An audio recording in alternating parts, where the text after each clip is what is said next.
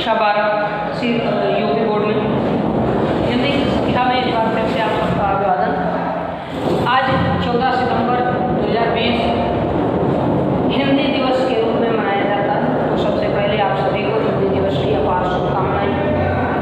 आप जानते हैं कि 14 सितंबर 1949 को भारतीय संविधान सभा ने यह प्रस्ताव मान लिया कि हिंदी ही भारत की राजभाषा होगी।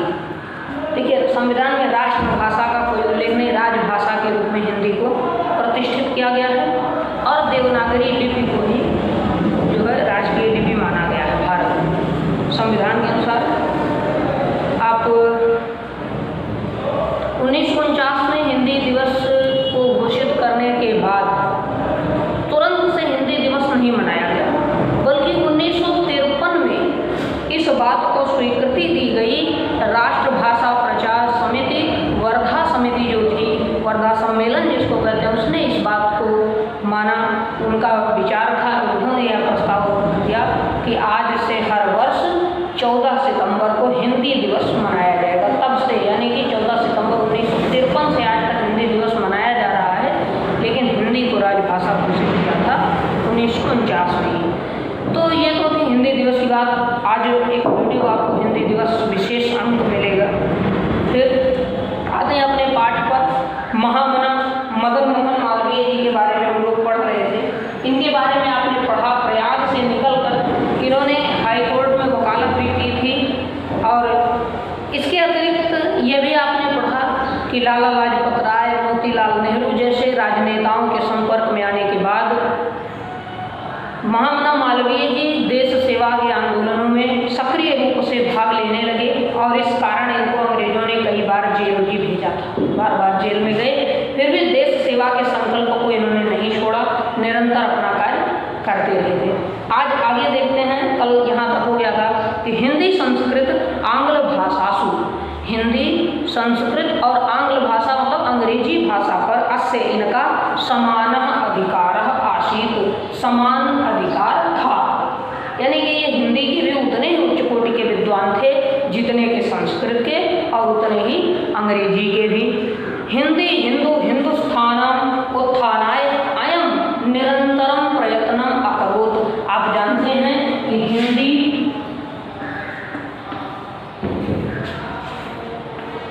हिंदू और हिंदुस्तान इस नारे को देने वाले महामना मदन मोहन मालवीय जी हैं। हिंदू हिंदी हिंदू हिंदुस्तान। देखिए, संस्कृत में हिंदुस्तान जिसको हम लोग कहते हैं, इसको स्थान कहा गया है, अर्थात जो हिंदुओं का स्थान है। हिंदूगण जो हिंद में रहते हैं, हिंद के रहने वाले ही हिंदू हैं। ये कोई एक धर्म नहीं, बल्कि देश में जितने हैं सब हिंदू।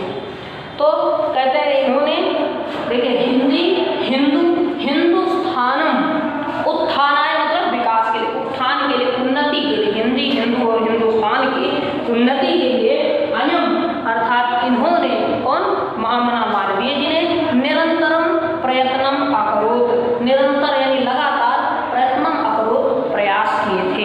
हिंदी हिंदू और हिंदुस्तान के प्रयास विकास के लिए, उत्थान के लिए मालवीय जी ने सतत प्रयास किए थे। आगे देखें, मालवीय जी का यह मानना था कि शिक्षा से ही देश और समाज में एक नई चेतना का प्रकाश उदय हो सकता है। शिक्षा ही वह माध्यम है जो समाज को सचेत कर सकती है, नई चेतना दे सकती है। इसी को ध्यान में रख करके इन्होंने वाराणसी में काशी विश्वविद्यालय की स्थापना की थी।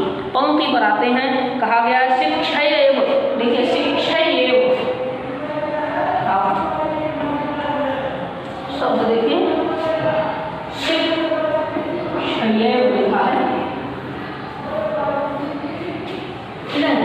इसको हमारा अलग करें तो हो जाएगा शिक्षाएं एवं, ठीक है, शिक्षैव, शिक्षा से ही, शिक्षाएं मतलब शिक्षा से एवं अर्थ ही, शिक्षा से ही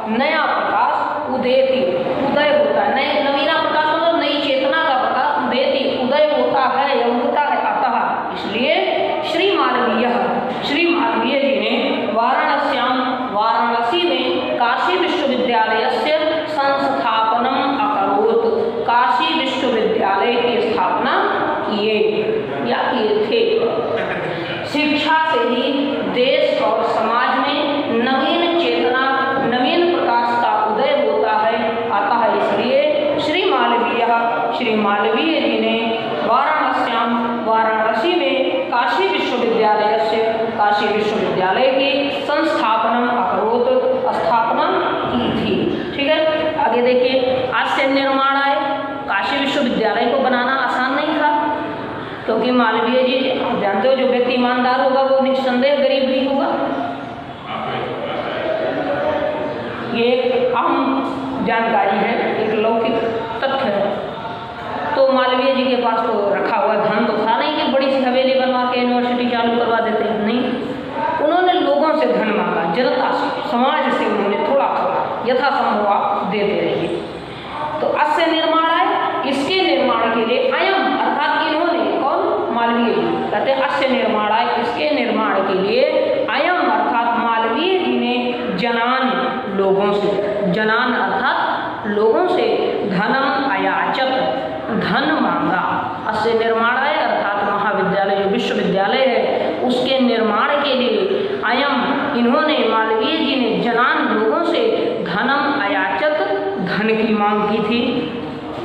और जनाश्च और जनाह लोगों ने भी महत्य अस्मिन ज्ञान यज्ञ, महत्य का अर्थ होता है बड़ा, और ज्ञान यज्ञ मतलब ज्ञान रूपी यज्ञ, इस विशाल ज्ञान यज्ञ में जनाश्च लोगों ने भी महत्य अस्मिन ज्ञान यज्ञ, अस्मिन माने इस महत्य विशाल ज्ञान यज्ञ में प्रभूतम धनम, प्रभूतम मतलब पर्याप्त प्रचुर मात्रा में, अधिक मात्रा में धनम धन अस्मय प्रायच्छन, अस्मय माने उन्हें, इसको मालवीय जी को प्रायच्छन माने प्रदान किया। लोगों ने भी देखा कि ये तो ज्ञान रूपी यज्ञ कर रहे हैं, इतना बड़ा विश्वविद्यालय बनेगा तो समाज का, देश का कितना भला होगा, इसलिए जनान लोगों ने भी अस्मय उन्हें प्रभूतम धनम आयच्छत प्रचुर मात्रा में धन प्रदान किया था। तेन उससे निर्मितो अयम विशाल विश्वविद्यालय, उससे यानी उस धन से निर्मित हुआ अयम विशाल विश्वविद्यालय, यह विशाल काय विश्वविद्यालय, काशी का जो विश्वविद्यालय है, भारतीय लोगों की दानशीलता को और श्री मालवीय जी के यशः च कीर्ति का प्रतिमूर्ति के समान, प्रतिमा के समान विभाति सुशोभित है। यानी कि काशी में विश्वविद्यालय बनाने के लिए मालवीय जी ने लोगों से धन मांगा, तो लोगों ने भी इस विशाल ज्ञान यज्ञ के लिए पर्याप्त धन दिया।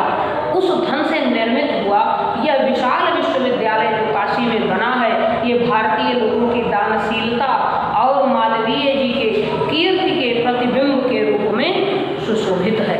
ठीक है, कहते हैं कि तेन उससे निर्मित हो अयम विशाल विश्वविद्यालय, उससे निर्मित हो अर्थात निर्मित हुआ, बना हुआ अयम विशाल विश्वविद्यालय, यह विशालकाय विश्वविद्यालय भारतीयानां दानशीलताया, भारतीय लोगों की दानशीलता और श्री मालवीयश्च यशः च, यशः माने कीर्ति, यश शब्द से यश श्री मालवीय जी की कीर्ति के प्रतिमूर्ति के समान, प्रतिमा या प्रतिबिंब के समान विभाति सुशोभित है।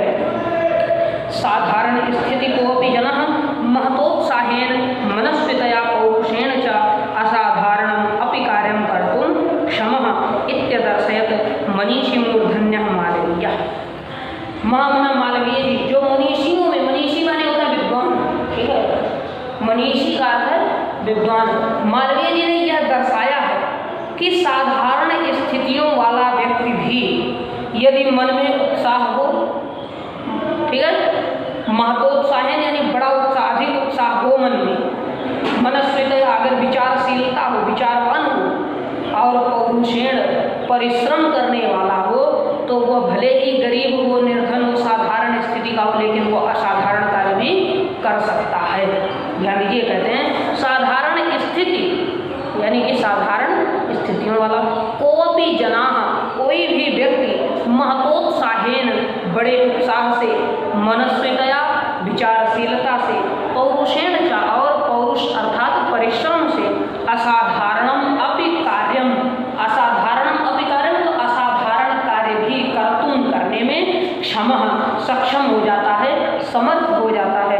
इति अदर्शयत्, ऐसा दर्शाया है किसने? मनीषी मूर्धन्यः, विद्वानों में श्रेष्ठ परम विद्वान मालवीय, श्री मालवीय जी ने।